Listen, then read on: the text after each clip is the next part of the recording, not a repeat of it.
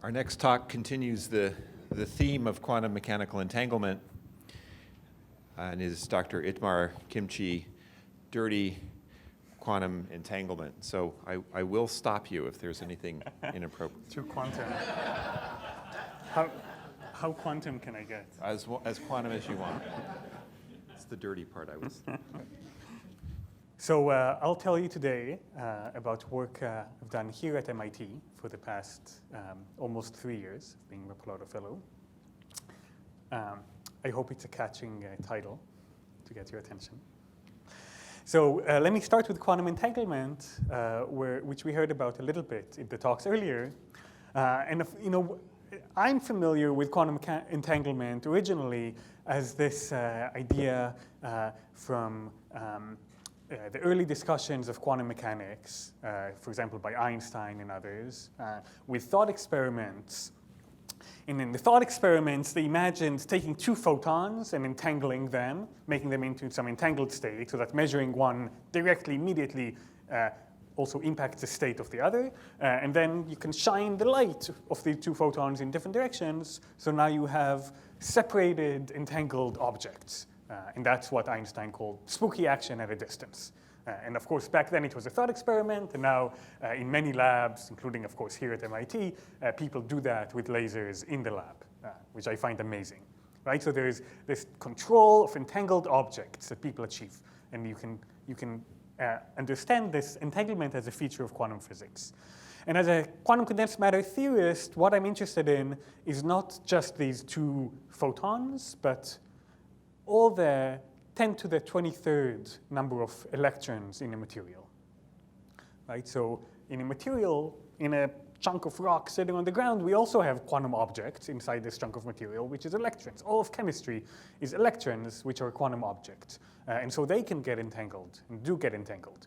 And to understand them, of course, it's not just the entanglement between two objects. We have to understand this collective behavior, entanglement and interaction of these many particles, 10 to the 23rd particles.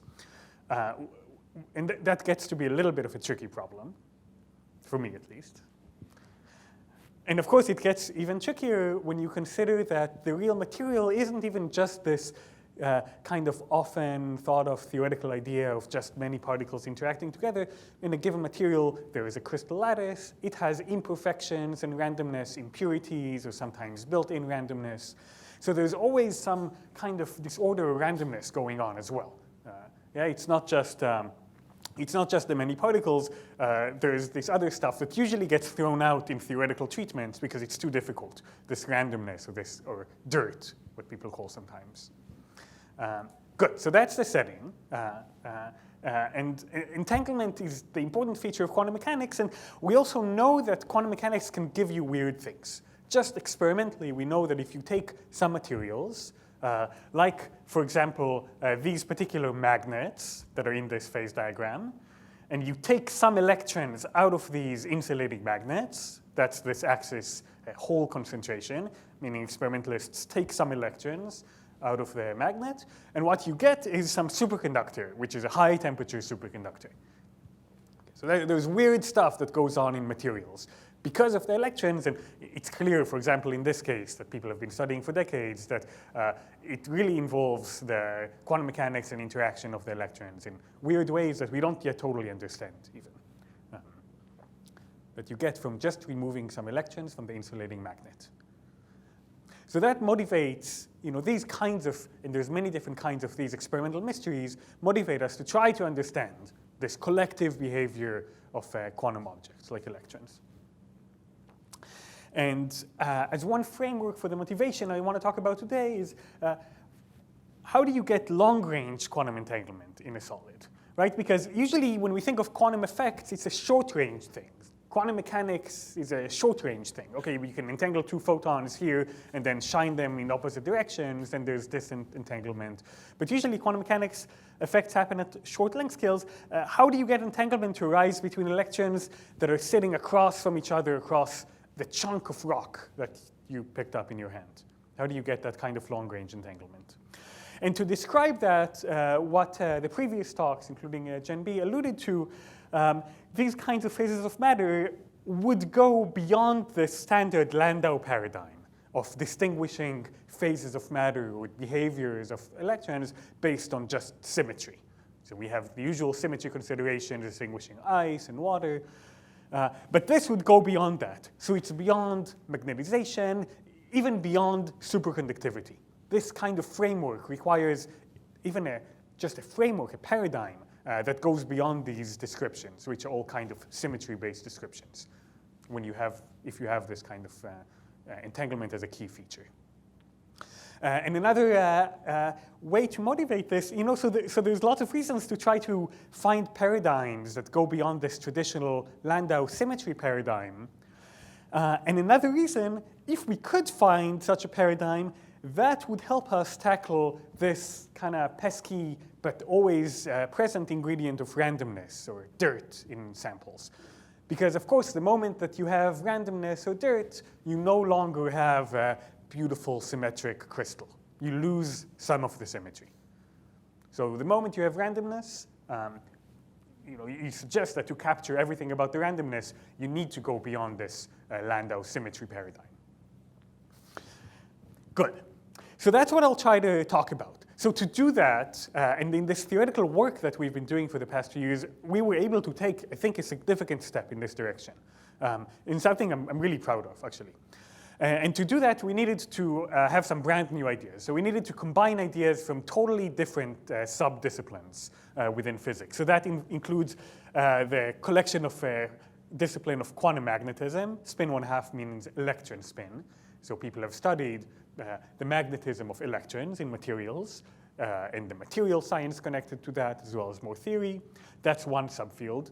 There's a subfield that studies quantum information and very abstract and algorithmic computer science even related aspects of entanglement in quantum information.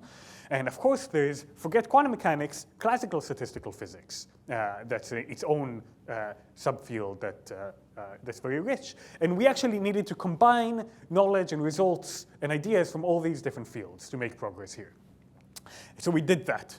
And another aspect in which the particular things we took that I'll discuss more later, we needed to understand the concept of frustration, which roughly speaking means what happens when you have energetically competing states that are almost at the same energy and you don't know which one to choose. Just minimizing energy doesn't tell you which state to take. The notions of quantum entanglement from quantum information, and a lot of results on what happens with randomness from classical physics. And we needed to combine all of these to get this new approach that we've developed here.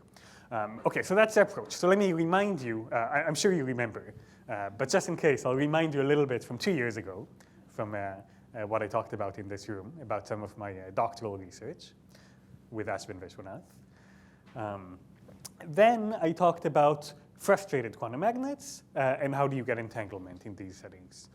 And one way to view what I'll talk about today is taking that and adding this new ingredient of randomness or disorder or dirt. An important new ingredient that's always present that gives you immense theoretical complications. It makes everything messy. You lose the symmetry. But we can address it. We find some predictions of what you should see in experiments that actually surprisingly are independent of details. Even though you have randomness, we find some universality that we expect. We talk to experimentalists and find that a bunch of experimental data, old data and new data, our theory can explain, actually in really simple ways. And the theory implies and involves long-range entanglement. And I'll try to discuss all of this now for the rest of my talk with pictures so that everything really makes sense. So everything should hopefully make sense. And I don't know if it's okay, but I would also welcome questions during the talk as well as after, if you'd like to stop me as well to make sure that things make, because I'm trying to do a lot of things here actually in this talk. Good. So to start with, very good. Okay, so to start with, let me just introduce again the concept of frustration from another angle, a familiar angle, which is glasses. Glasses like some of us might have on our face, or the window glass hidden behind the curtain over there. And so many materials have crystalline order. So this is a clean lattice, pictures all from Wikipedia, by the way. Clean lattice of oxygen and silicon, what could become window glass, but here it's a nice crystal, like many materials, nice crystalline order. But to get glass, like window glass or glasses, hopefully they're plastic, but if they're made of glass, then it's the same two atoms, oxygen and silicon, but in this kind of network instead, this kind of pretty disordered array. No crystalline order, right? So this is a mess. It's randomly disordered. And one important thing to note about this is that you can see sometimes you have like this, here you always have these hexagons. Here you sometimes have this shape, sometimes this one. There's lots of configurations that have basically the same energy. So that's the kind of frustration in classical system that comes about when you have randomness. Okay, and that's in classical system. So what I'll talk about now with this new theory is this kind of frustration in disorder, which is well understood in classical systems. That's just window glass or your glasses or things like that. But now in quantum systems of electron spins. And I'll show that the right way to describe it now with quantum entanglement relies in particular ways on quantum entanglement when you have quantum mechanics, and that's work with Sentel. And then with more work with Sentel and follow-up work with Patrick Lee here, I'll talk about the predictions to experiment and indeed how they, I think, and I'll argue and you can decide to believe what you believe, I think they actually really explain some big puzzles that have existed in experimental data. Some of the puzzles have been there for almost a decade, actually. Okay, so that's the theory. So now that I've built it up, let me kind of go back from the ground up, remind you of a few things from 2 years ago, and give an introduction to the spins and entanglement, which will be easy to understand. So these are electron spins, and they're pointing somewhere. That's the North Pole, pointing up here, pointing down here. And often what you have is that the electron spins minimize energy by alternating, up, down, up, down. Okay, that's what they like doing. So that's what happens here. Real materials maybe have some 2D or 3D structure, but you can alternate, like a chessboard, up, down, up, down. The neighbors are always alternating. But sometimes you have lattices that have triangles, for example. So maybe this one chooses to be up, and this electron chooses to be down, sitting over here. But then the electron sitting on this atom over here doesn't know what to do. Up or down doesn't really matter. Right? So this kind of competing classical states, or this kind of frustration, means that quantum mechanics gets to kick in and have enormous effects now in quantum mechanics. And I'll remind you, if you're familiar with these kind of chemistry diagrams, in benzene, for example, we have these two kinds of classical states. Double bonds can be here or here.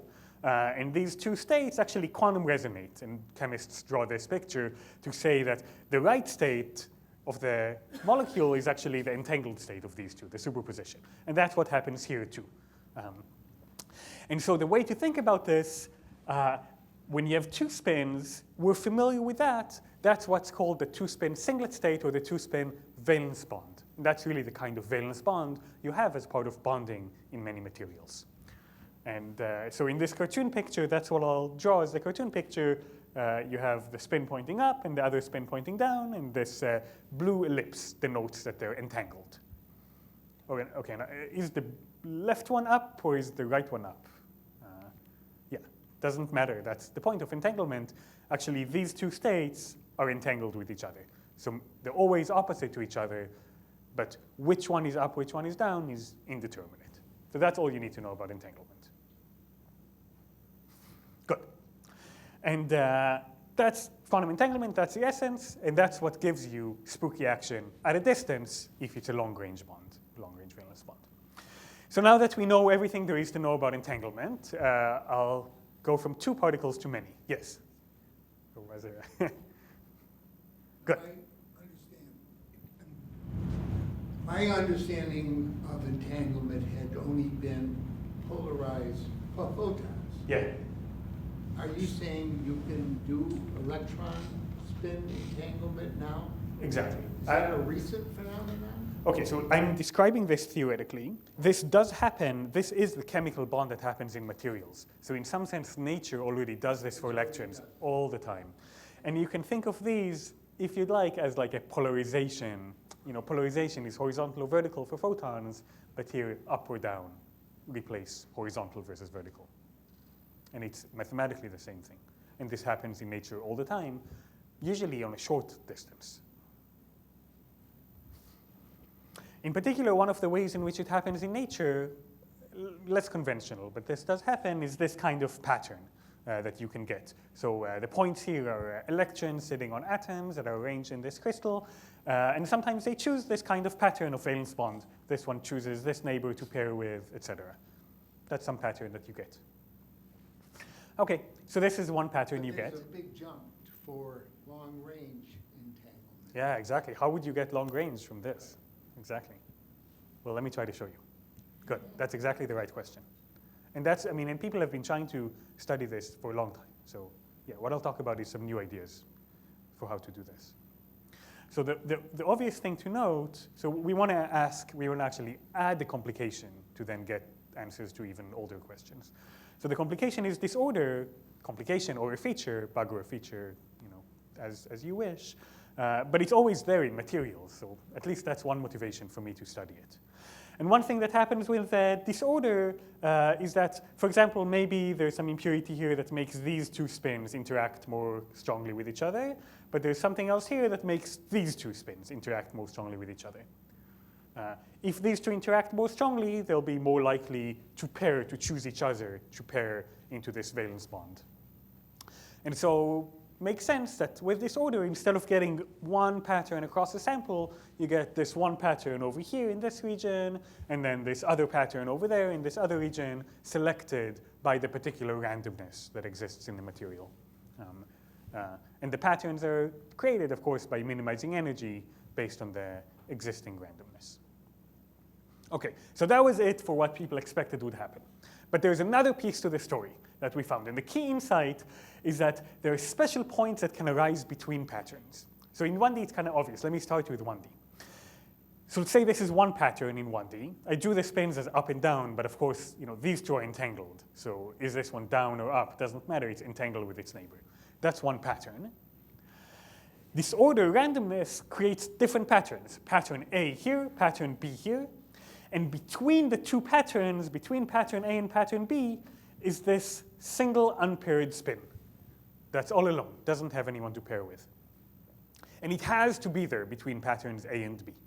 It's always there. It's a topological defect, where topological has many meanings, and here it means you cannot get rid of it. It has to be there. It's always that one thing there. And what's really interesting is that now that you have these topological defects, that's a way to naturally make them give long-range entanglement. Because even if they're far away separated from each other, often energetically, they'll have to choose some other spin to pair with and entangle with, even if that other spin might be very far away. So these are the pictures in 1D. And in 2D, actually, we found that there are similar pictures. And some of that is based on some similar mathematical work, though with a completely different setting or conclusion that Senthil did a decade ago. And so you have these vortex patterns. This is a kind of vortex in these patterns. You can kind of see there is a circulation going around the central point, right? So that's why I call it a vortex. It's a kind of circulation. And in that central point, we can show mathematically there has to be this unpaired spin. And we show it mathematically because actually these vortices are vortices in something, not just in the pattern, but in some emergent gauge field, like the gauge fields that Jen B talked about earlier. And in these vortices of these emergent gauge fields, there has to be that unpaired spin, which then has to find a distant neighbor, often energetically has to pair with and give you long-range entanglement. So that's one interesting thing. Now there's other things that we needed to check with this theory. So I can even show other pictures for other parts of the theory that we checked.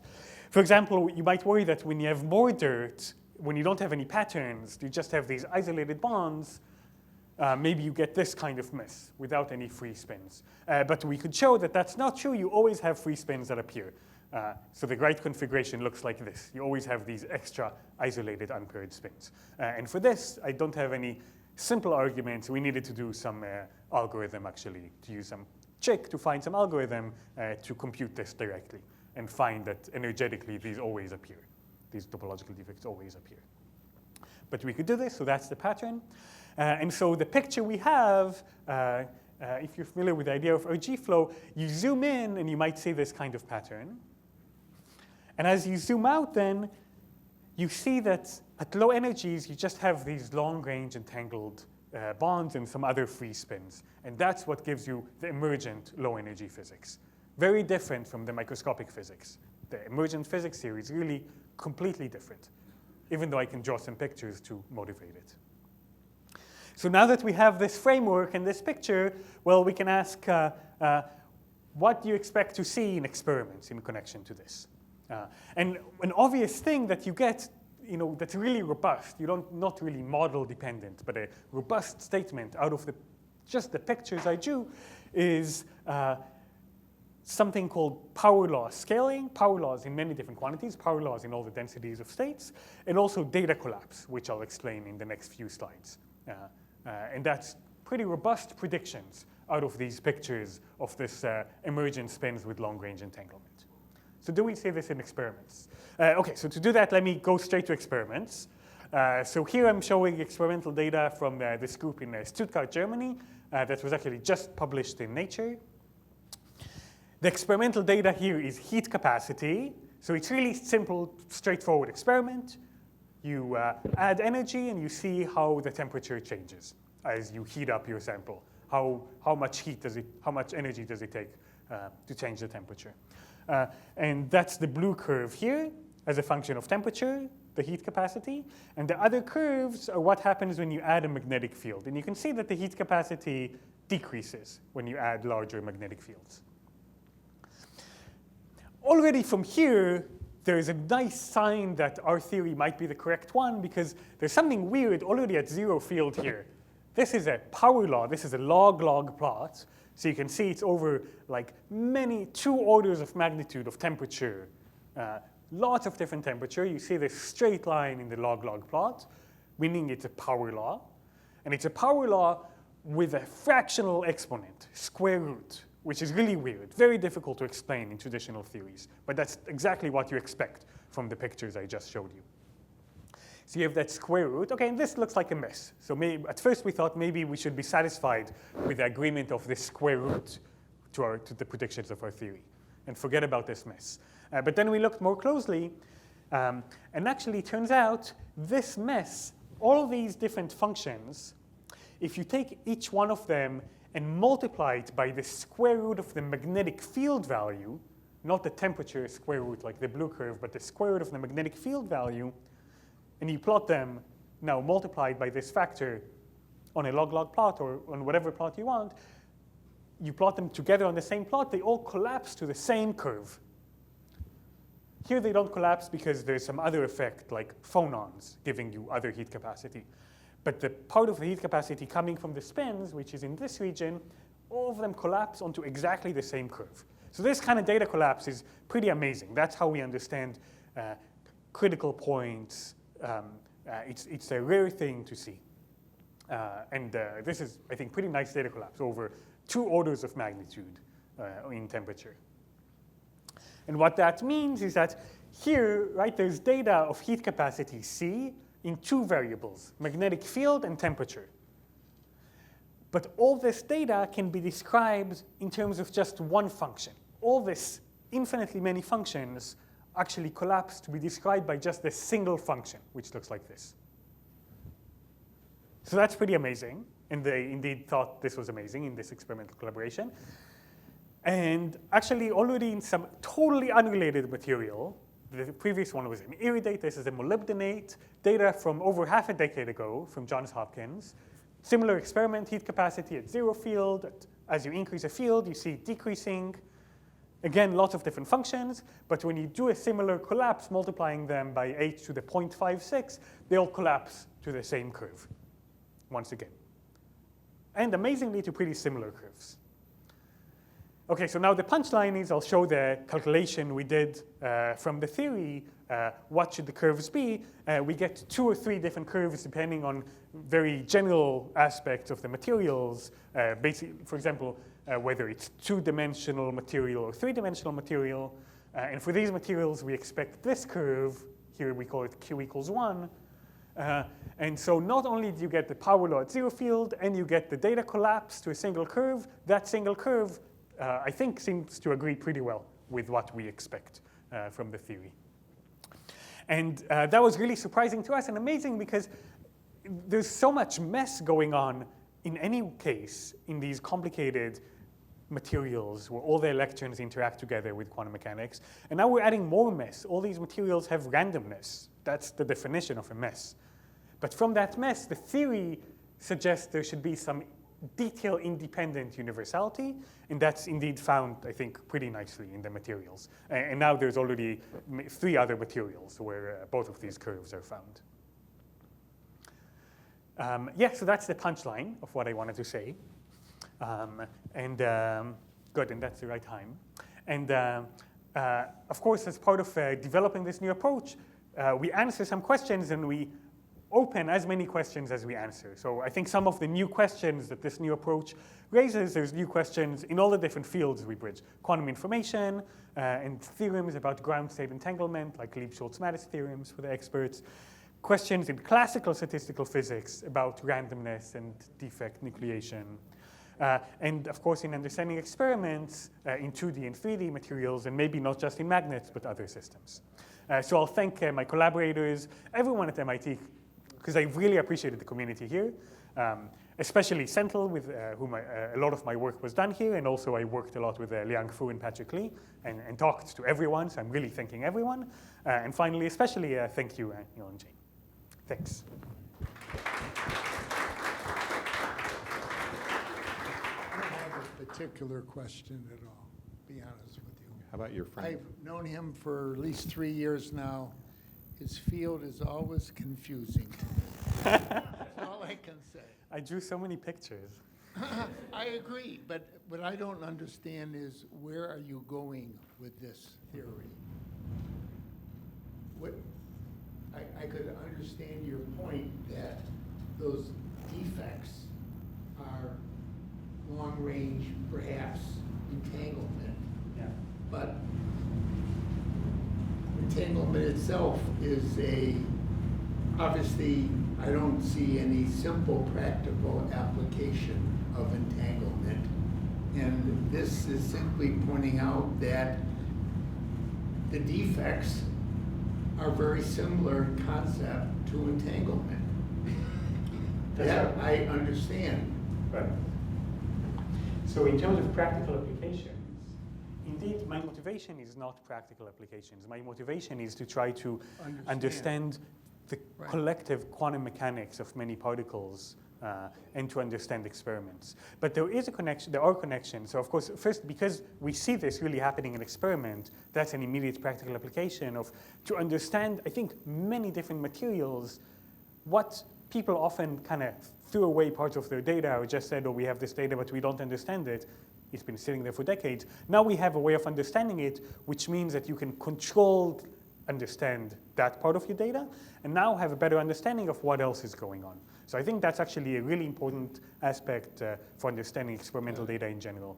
And as a more general statement about, me and I think also my fellow researchers in condensed matter theory, we're not often directly motivated by practical applications, but we all do have in the back of our mind the transistor, which was invented through quantum mechanical theories that didn't seem to have any practical applications, right? Like in early quantum mechanics, I think Dirac had some statement accepting the Nobel Prize that there's no applications that could possibly arise from quantum mechanics. And then people invented the transistors. The world changed, right. Exactly. So I cannot say any particular application. I can say some words like building a quantum computer that could connect to this, but honestly, I think the most important applications would be ones that we have no way of imagining right now. Thank you. Maybe building on an earlier question of Neil's. Yeah. We've demonstrated, or many experiments done photon and entanglement kilometers away from each other. You're not talking about that kind of distance here. Are there anything else has been shown to be entangled at that kind of distance besides What I'm talking about now photons? is very different, right? Because Yeah. I know I talked about the photons at the beginning because that's what we're familiar Right, with. right. But instead of just taking two controlled objects and just the two of them, and then you can manipulate them and control them, and I think people have done that, as far as I know, only with photons across large distances. Right, great. But here, the electrons are sitting 10 to the 23 of them in Right. this piece of material. So it's a very different type of entanglement, actually. I understand, and it's long distance on atomic scales, but it's not, Exactly. And it's collective. Right. That's the important aspect here. It's collective among the billions and billions, 10 to the 23 of them. Questions from the audience? Jesse? So I understand that if I have a mess at one scale, Yeah. I'm going to get another mess at a higher scale, Mhm. a lower scale. But why is it the same mess? Why is it self-similar messes in this system? The mess you have microscopically is not at all self-similar. Exactly. So that's the very surprising thing. Actually, the way to get a power law is to have as little mess as possible at microscopic scales. That gives you the much larger mess after the RG flow. And that's because of these topological defects that get nucleated. And the reason they get nucleated, I think, is a much deeper reason connected to these theorems on quantum entanglement on ground states, like Lieb-Schultz-Mattis. And once you get these defects nucleating, then you no longer have the lattice. Then in some sense, you're able to forget the microscopic details and get the emergent self-similarity. I think we have time for one more question. Michael? Yeah, so I wanted to ask a question about the calculations you alluded to suggesting that you should always get unpaired spins. Yeah. Do you have to pick a particular geometry, like this triangular lattice, to do that calculation, or is there a more material model independent way that you can prove that? The results, so I look at 2D in this case. The results turn out to depend on whether the 2D lattice is a bipartite or not, which really means whether the shapes enclosed have an even or an odd number of sides. So we needed to do it separately for the square lattice and the triangular lattice. But once we did these two, that covers all possible cases in 2 dimensions. Okay. I'd like to thank everyone for coming. I'd like to thank Neil and Howard and Colleen and Kurt Marble for being here and supporting our department. I'd like to thank the speakers for 5 terrific talks. And I'd like to thank the audience for their attention. And have a good day. We'll see you later tonight. Thank you.